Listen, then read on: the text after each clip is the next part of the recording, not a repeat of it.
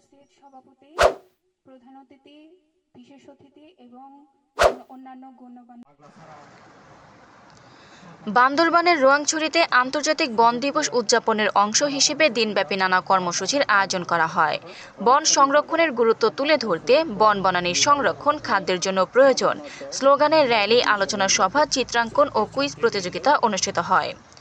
রোয়াংছড়ির প্রতিনিধি সাথোয়াইং অং মারমার প্রতিবেদনে থাকছে বিস্তারিত। এই আয়োজনটি ইউকে ইন্টারন্যাশনাল ডেভেলপমেন্টের অর্থায়নে বাস্তবায়িত রেডা সিএইচটি এসএফএলআর প্রকল্প এবং আরণ্যক ফাউন্ডেশন ও তহ জিংডং এর সহযোগিতায় সম্পন্ন হয়। বন দিবসের মূল অনুষ্ঠানে সভাপতিত্ব করেন পাড়া কারবারি সাধন কুমার তঞ্চঙ্গা এবং সার্বিক সঞ্চালনায় ছিলেন বান্দরবান আরণ্যক ফাউন্ডেশনের প্রকল্প কর্মকর্তা মংলা সিং।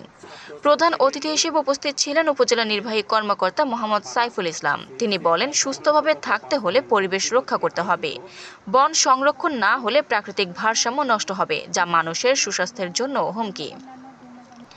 বিশেষ অতিথি হিসেবে উপস্থিত ছিলেন সহকারী কমিশনার ভূমি আবদুল্লাহ আল আমিন, রোয়াংছড়ি থানার ওসি মোহাম্মদ মঞ্জুর হোসেন, ইউপি চেয়ারম্যান মেলহা অং মারমা এবং পাইন্দু রেঞ্জ অফিসার জয়ন্ত কুমার।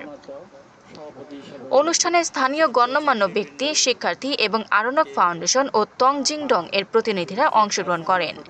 পরিবেশ সুরক্ষার বিষয়ে সচেতনতা তৈরির লক্ষ্যে এ ধরনের কর্মসূচি পার্বত্য অঞ্চলে ইতিবাচক পরিবর্তন আনবে বলে আয়োজকরা আশাবাদ ব্যক্ত করেন। আফরিন মোমো, দৈনিক খোলা চোখ। আপনার স্বপ্নের যাত্রা হোক ফ্লাই ইনফিনিটির সাথে।